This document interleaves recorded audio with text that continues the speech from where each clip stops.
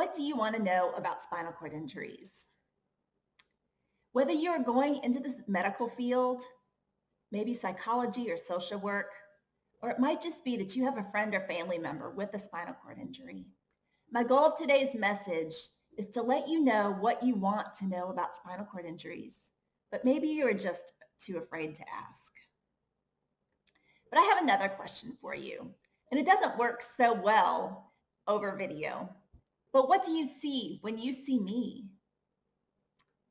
I can tell you what you don't see on this video.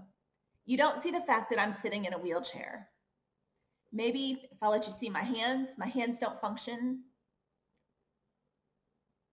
And sometimes we just have preconceived notions about different disabilities, including spinal cord injuries. So what I want to do today is take spinal cord injuries out of the textbook and bring it into real life. Before moving on, I want to tell you a little bit about my own story. Why am I using a wheelchair? It was a hot, humid summer morning, and I was 16 years old. I had been a gymnast since I was 3 years old, but the grass was wet that morning. And while I was tumbling, my feet slipped. My world spun out of control, and I landed face first in the grass. I heard a pop when I landed. My friends came over to me. "Jenny, are you okay?" I told them, "Don't move me. I've hurt my spinal cord." I don't know where I learned that, but it's a really good thing I did.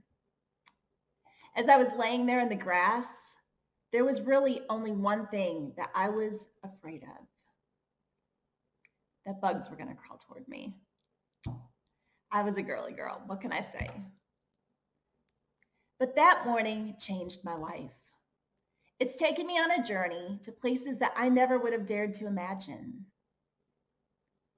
30 years later, I have my master's degree in counseling psychology. For 8 years, I distributed wheelchairs in developing countries like Mexico and Afghanistan. I now support and encourage my coworkers who live and work overseas. I write about the joys as well as the hardships of living life with a spinal cord injury. I live independently, I drive, I play a number of adaptive sports. And now, on hot and humid summer mornings, you'll find me on the Ohio River rowing with the Louisville Adaptive Rowing Program. Now that I've told you a little bit about myself, I want to start covering the physical, emotional, sexual, and spiritual implications of a spinal cord injury. The first place we're going to start is the physical.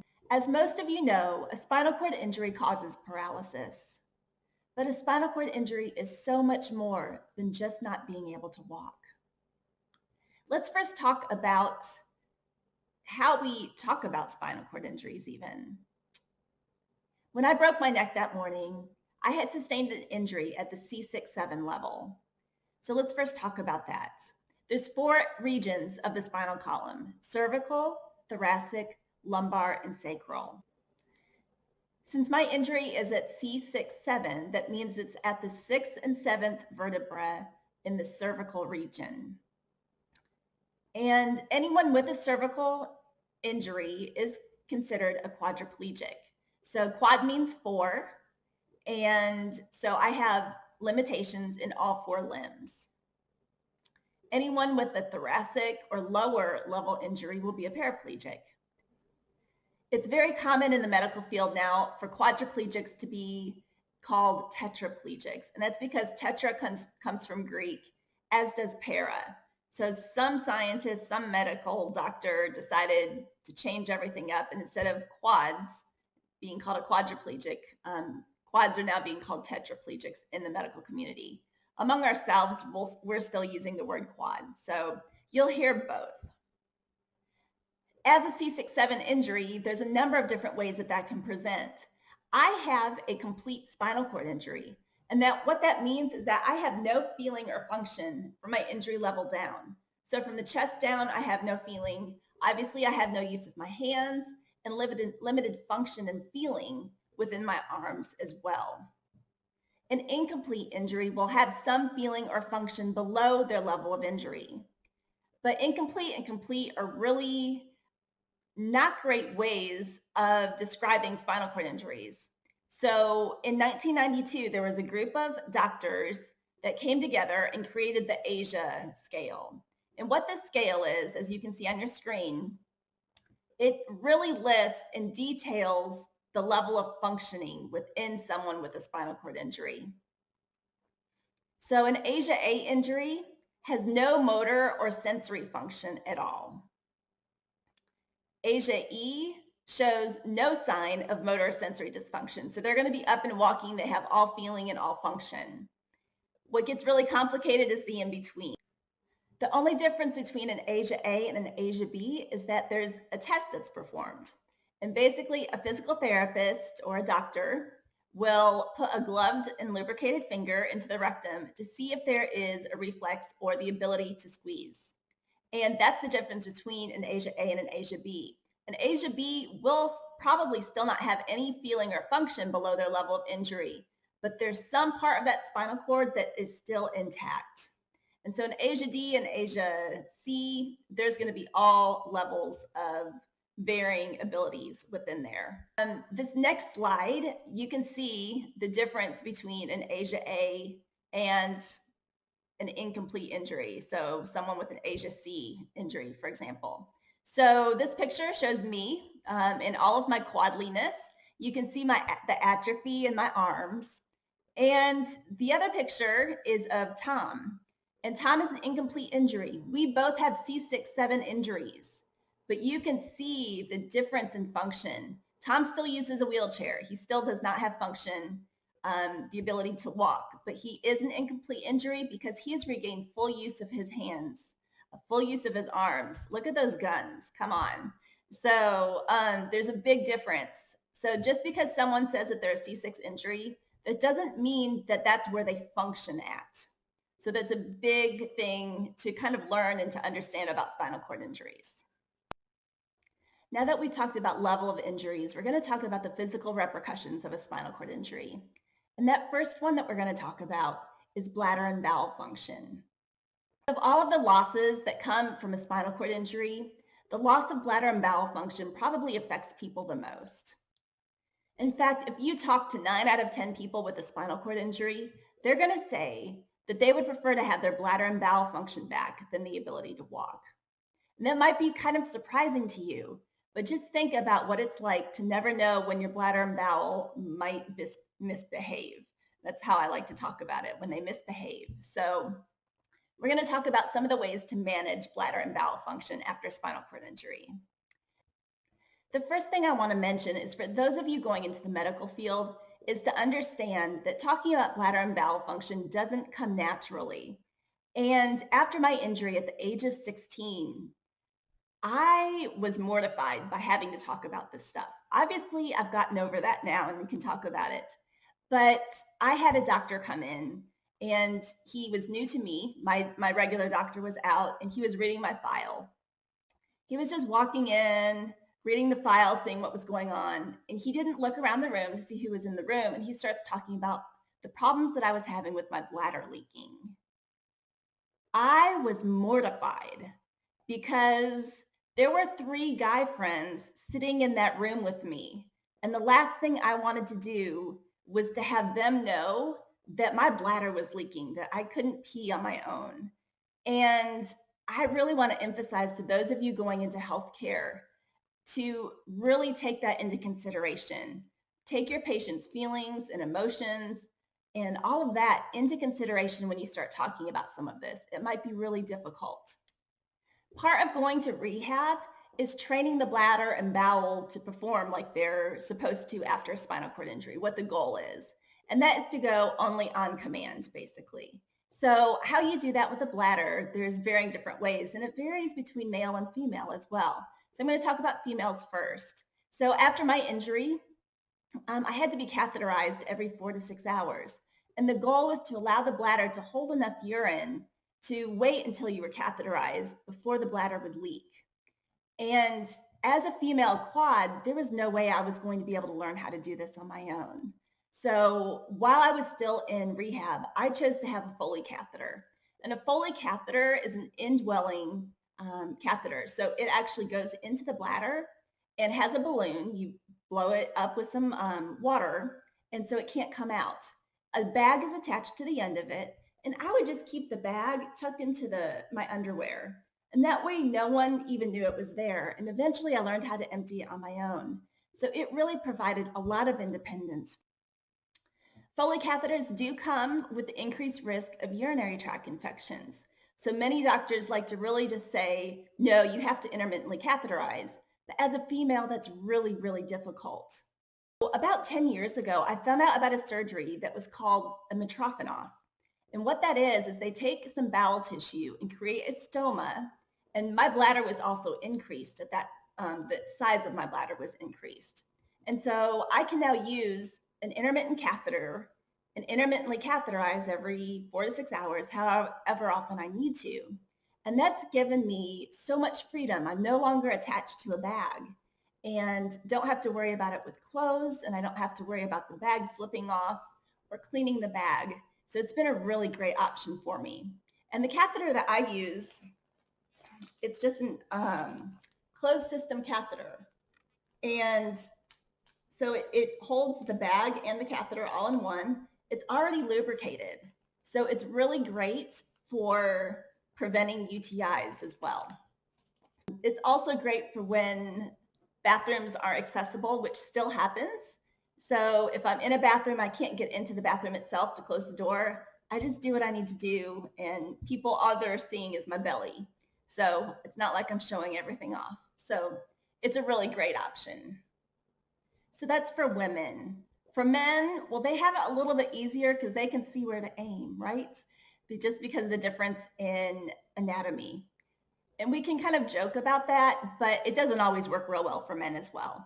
They can have bladder spasms just as much and have urinary incontinence. So there's several different options. Once again, there's intermittent catheterization, a condom catheter, which you place onto the penis, and it has a catheter, a drainage bag attached to it so that urine can flow out. So it's basically an external catheter. And there's also something called a suprapubic catheter, which is useful for both men and women.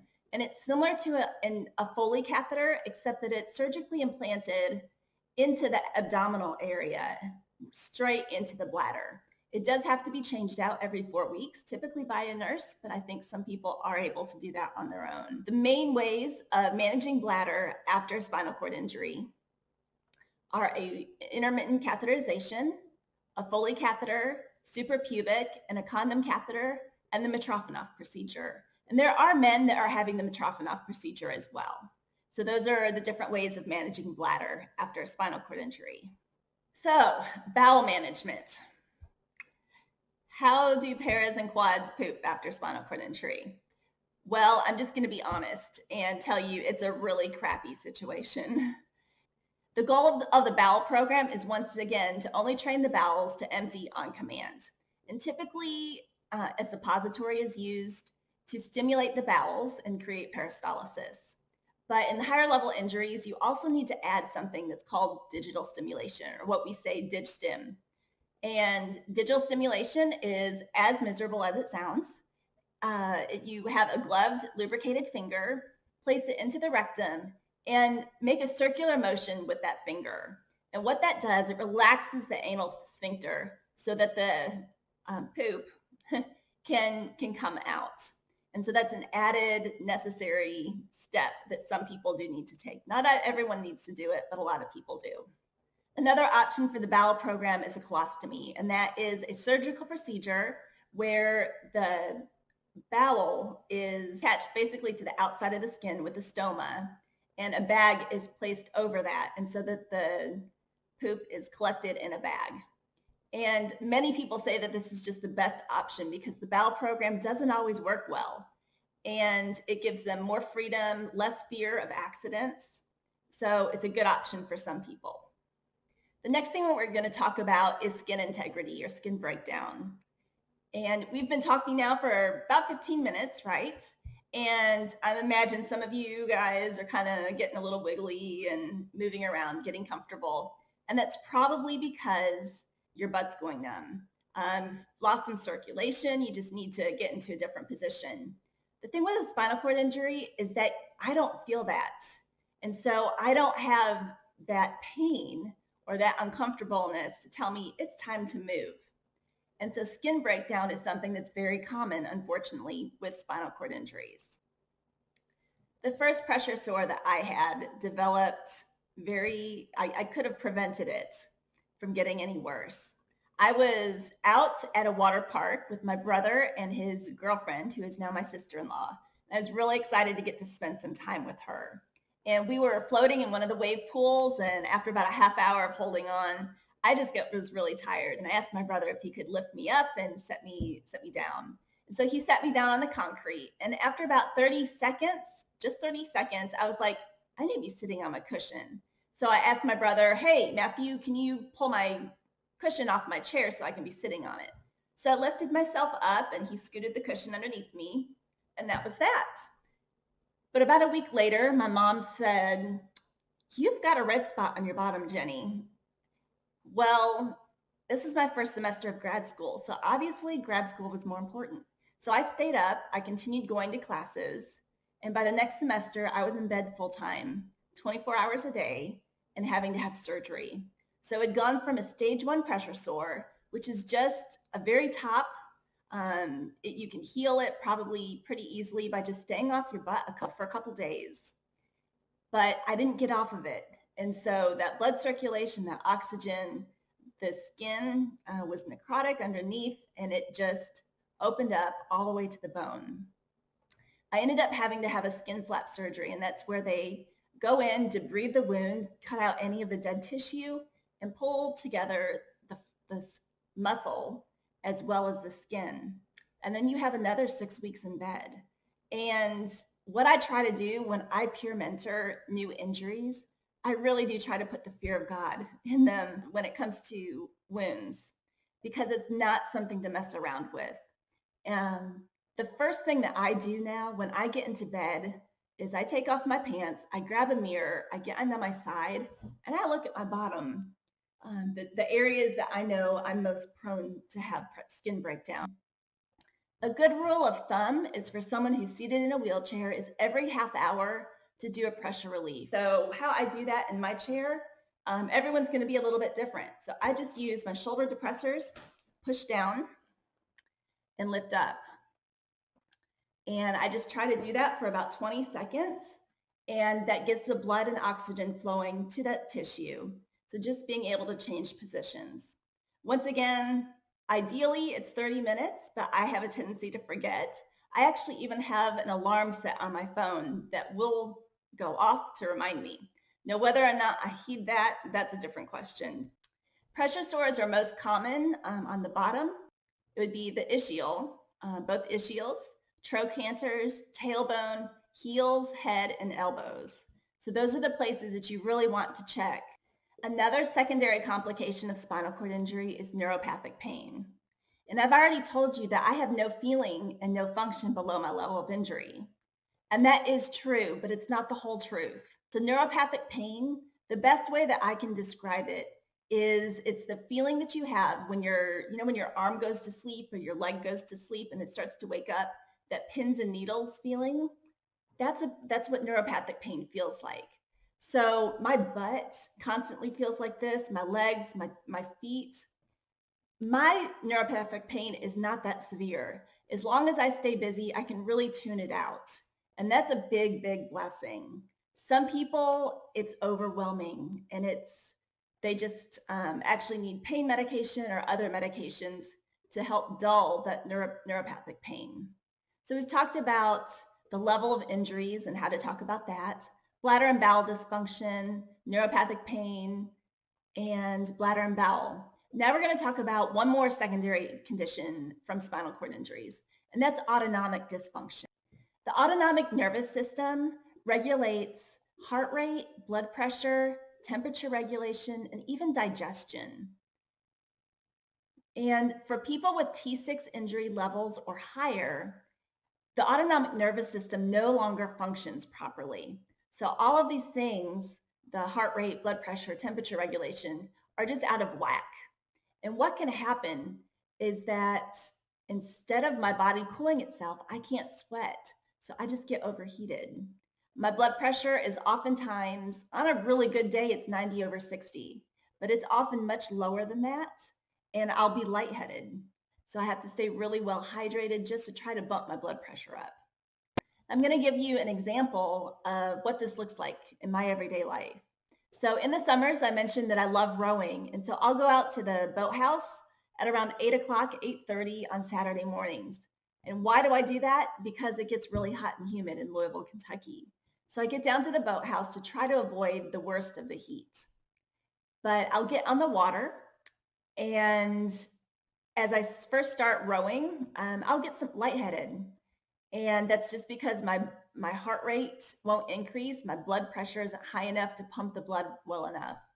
But after a good warm up, I can get going and row really well and row 5,000, 6,000 meters even, so a couple miles. This summer at a regatta, it was in the low 90s and really humid. And by the time I got off the water, my temperature was 103. My body just could not cool itself down, and so it overheated. And it's something to really be aware of, be careful of. I will actually travel or carry with me Ziploc bags so that I can put ice in those bags and put it on my belly, in the crook of my elbow, just those key places to try to get my body temperature down. One part of autonomic dysfunction that I'd like to make you aware of, it's called autonomic dysreflexia. And very few medical professionals are actually aware of this. The signs of autonomic dysreflexia include sweating above the level of injury. And remember, I don't sweat. So if I'm sweating above my level of injury, that's something to be concerned about. So sweating, goosebumps, blurred vision, and sometimes dangerously high blood pressure, as well as a pounding headache. And there's different levels, I guess you could say, of autonomic dysreflexia. Sometimes I can just kind of feel when I need to pee, for example. My bladder is full. I'll just kind of get some goosebumps and I know, oh, it's time to go to the bathroom. Other times it's a little bit worse. And I just know, okay, I need to check bladder, bowel, and skin. Those are the areas that I usually check the first three things. So are my pants bunched up underneath me? And could it be creating some pain that I'm not feeling, but that my body is aware of? So that's why I call it God's emergency backup system, because it's telling you something's wrong below your level of injury, even though you can't feel it. Sometimes it's very difficult to figure out what that nuisance is. And sometimes people never figure it out. But when the blood pressure gets really high, you should always sit up, try to get that blood pressure down. Nitro paste is sometimes used to decrease the blood pressure. And always check bladder, bowel, and skin. And so those are just a few of the things I know about autonomic dysreflexia. I have been in the hospital and had autonomic dysreflexia and was blown off by a nurse several times, actually. It's not been just one time. And it's really, really frustrating to know that something's severely wrong. And I go out, I was actually in my manual chair. I went out to the nurse's station and said, something's wrong. You need to call my doctor right now, because we hadn't really figured out what was wrong. But I was sweating, my head was hurting. I had all the signs of autonomic dysreflexia, or AD. And I went back into my room just trying to wait it out. And I overheard the nurse say, oh, she just pushed all the way down to X-ray by herself. She's probably just tired. I was so frustrated because I knew something was wrong.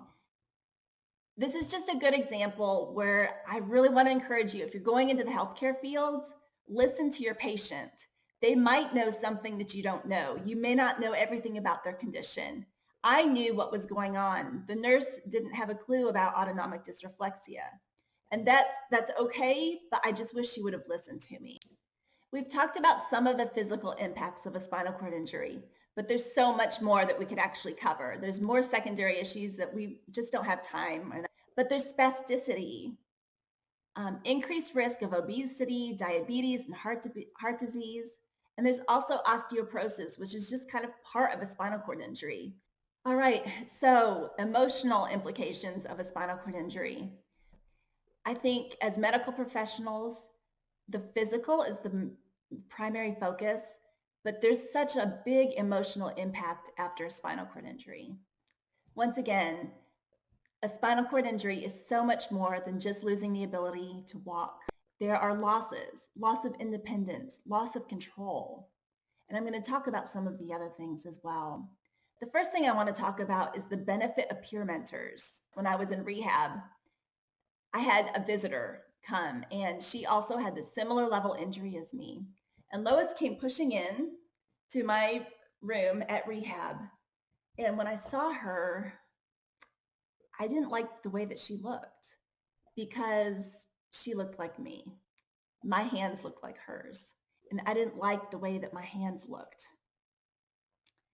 But Lois was just willing to sit there and talk to me a little bit and show me what she had been able to learn to do. Lois pulled a quarter out of her purse and she threw it down onto the floor and she picked it up. And so the way that she was picking it up is with tenodesis. So let's talk a little bit about tenodesis really quickly. I want you to get your hand up in front of you like this, drop your wrist, and pull your wrist up without using your fingers. And what happens? That thumb pulls up. So using tenodesis, Lois pulled her pen out of her purse and she showed me how she was able to hold the pen and how she learned to rewrite. And she really got my attention when she pulled a tube of mascara out of her purse. She showed me how she was able to open up the tube of mascara and put her mascara on. And in that moment, I had a little bit of hope. I had lost all control. I had lost all sense of independence. And although I wasn't completely without hope, just that little bit of hope that was in a tube of mascara gave me hope that I could put on my mascara by myself. And that pushed me forward in being willing and able to learn how to do other things on my own. My opening question to you today was, what do you see when you see me? Our identity is such a core piece of who we are, and it might be what we do that makes us who we are. And I know for me, that was the case. I had been a gymnast, and that was my identity. After my spinal cord injury, about 6 months later, I accompanied my teammates to Nashville for a national cheerleading competition that they were going to be competing in. And the year prior, I had been at this competition and everyone was looking at me because I helped lead our team to a national championship for best tumbling. And so I was being looked at because I was the best at what I did. That next year, I was in a wheelchair, needing help just to push that chair because I couldn't push through that thick carpet in the hotel. I wasn't being stared at because I was the best. I was being stared at because I didn't fit in. I just wanted to yell at these people that were staring at me. You don't know who I am. And it was heart-wrenching. And it was one of the few times that I actually broke down, just in tears, not knowing how to deal with any of this. The loss of the ability to walk and the loss of independence were huge, but the loss of my identity it just left a gaping hole. Who was I? The next way that spinal cord injury impacts us is through our relationships. Many people report that they lose their friends and family after a spinal cord injury, that they just disappear. And what's really happening is that a spinal cord injury puts so much pressure on those relationships that it'll either make it or break it. And I was very, very grateful and very fortunate that I had a great support system that stuck with me. But that doesn't mean that I went unscathed. You see, spinal cord injuries affect those around us. It doesn't just affect the person that was impacted. How do you think it affected my mom? My mom became depressed. What happened to my little brother? He needed to suddenly learn how to cook and to clean and to do his own laundry. So it's not just the impact of the person with a spinal cord injury, it's the direct family as well as friends. And I'd like to tell you how my spinal cord injury affected my best friend.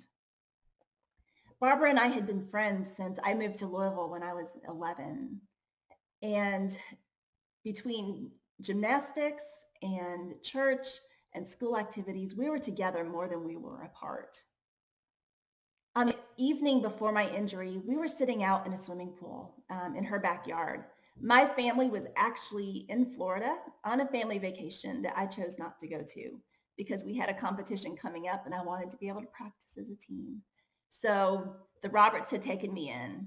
So Barbara and I were sitting in her backyard and she was telling me about a woman at her church. She had a brainstem stroke and was paralyzed. So for the next several minutes, Barbara and I talked about what would it be like to be paralyzed? Do you know how to move and you just can't? Does it hurt? What is that like? And I just remember getting out of the pool, putting a towel around me and saying, I can't imagine what that would be like. And the next morning, I went to cheerleading practice and I had a spinal cord injury. How do you think that affected Barbara? While she was by my side in ICU, all she could think about was those questions that we had been asking each other. What does it feel like? But she didn't want to broach that topic. She just didn't feel like it was the right time. And we were both really good at stuffing our feelings, and we never talked about it. We never talked about my injury. After I was discharged from rehab, I went to a basketball game on a Friday night. And Barbara was tumbling, and I went up to her. I said, hey, Barb, will you throw some back tucks and layouts for me? She just looked at me, shook her head, and walked away. What just happened? Why wouldn't she do something that I would give anything to do? What I didn't know is that Barbara was thinking, why should I do something that Jenny can't do? Why was she not the one who was injured?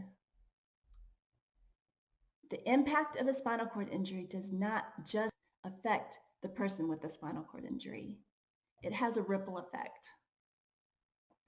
Remember the best friends, the little brothers, the moms, the dads, the extended family that step in to help. There's an emotional impact on relationships after a spinal cord injury. The final way that a spinal cord injury affects people is through additional stress. There's stress of medical bills. Have you ever considered the time that it takes just to get ready in the morning? It takes me 2 to 3 hours to get up and get ready for work. There's the stressors of having to call insurance companies and doctor's offices. And if you've ever had to do this, it is just such a pain. What I want to emphasize is that a spinal cord injury, there's additional stressors, but there's also a time factor. It's 24/7. It's a full-time job. And it's a job that you never get a break from. I can't go on vacation and leave my spinal cord injury behind. If I go on vacation, I'm paying someone to come with me to help me take a shower. Or I'm going with family and asking my mom to help me. And that's not always a vacation, right? So there's just additional stressors that come along with a spinal cord injury. Please don't overlook the emotional impact of a spinal cord injury. All right, so now the one that you've been waiting for, sex and sexuality, right? What do you want to know or what do you need to know? My single friends often talk about the frustration that they have with nosy church ladies or concerned family members and constantly being asked, are you dating anyone? So are you seeing anyone? I can tell you that only maybe 4 or 5 times has that ever happened to me. No one asks if I'm dating anyone.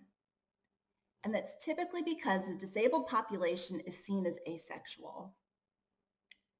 In 2007, I had the opportunity to participate in an event at New York Fashion Week. And it was so exciting being able to be on the catwalk and having makeup put on by professionals. And then walking down the catwalk side by side with able-bodied models. And there was an article that was in USA Today covering this event. And as I was reading it, there was a picture of me and there was a comment that said, she can't have a disability. She's too pretty to be disabled. What? If we follow this logic, it means that sexuality and disability don't coexist, but they do. People with spinal cord injuries are sexual beings. So let's get on to the topic of sex, because I know you're wanting to ask, can people with spinal cord injuries have sex? Yes, they can, and yes, they do.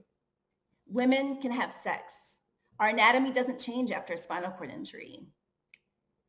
Within the first 12 months, it may not be uncommon for a woman's period to stop. It's just because the spinal cord is in spinal shock, but once the spinal shock starts to wear off, a woman's period will typically come back just like it had been. I didn't get that benefit for whatever reason. Mine came back immediately. So it doesn't always happen, but that is what typically happens. So a woman can get pregnant after a spinal cord injury.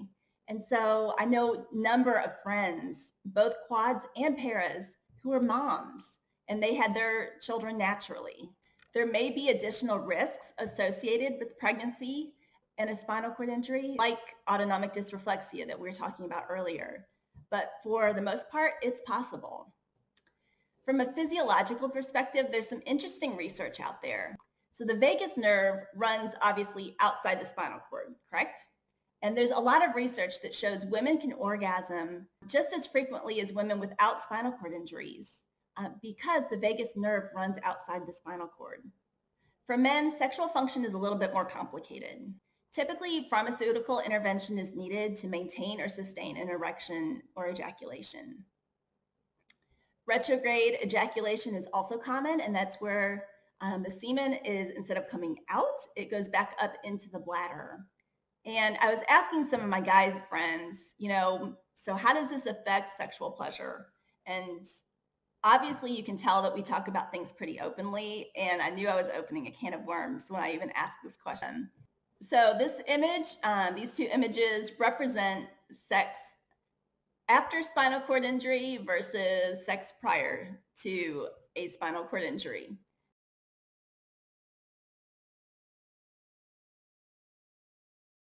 And I just thought this was a great visual, so thought I'd share that with you. Finally, in both men and women, it's very common for there to be heightened sensation above the level of injury during sex. And some people even say that they can reach orgasm just from stimulation above their level of injury. I don't know if you've ever heard this being said, but that the brain is the largest sexual organ in the human body. After a spinal cord injury, it's really common for people to just say, you've got to experiment, you've got to get to know your body, really talk about it, and really be open about things. So that's all I'm going to talk about sex. We've talked about the physical, emotional, and sexual implications of a spinal cord injury. But the last one I want to bring up is the spiritual implication. And this is something that we probably don't think about too often when talking about a spinal cord injury. Whether or not we come from a faith-based background, we all have a need for meaning and purpose, a search for significance. Within several days of my injury, I was being interviewed by a local news station. And this interview was from about 10 days after my injury. I was already thinking about the bigger picture. How does my faith fit into what just happened? So watch this clip. Now Jenny talks with determination about working hard to get well.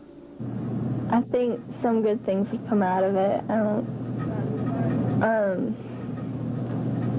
I know that I'm going to get better somewhat. I don't know how much better, but I guess that just depends on, how much, well, for one thing, how much God wants me to get better.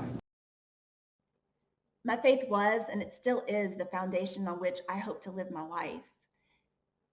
But how do you balance our belief in God's promises with his seemingly unwillingness to fulfill those promises?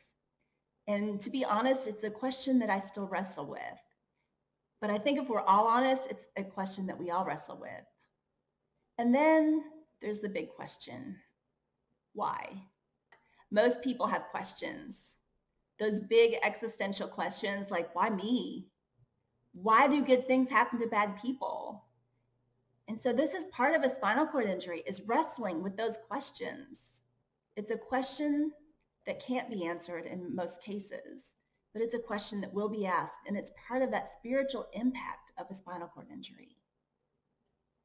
We've discussed the things that you want to know about a spinal cord injury, especially in regards to the physical, emotional, sexual, and spiritual impact of a spinal cord injury.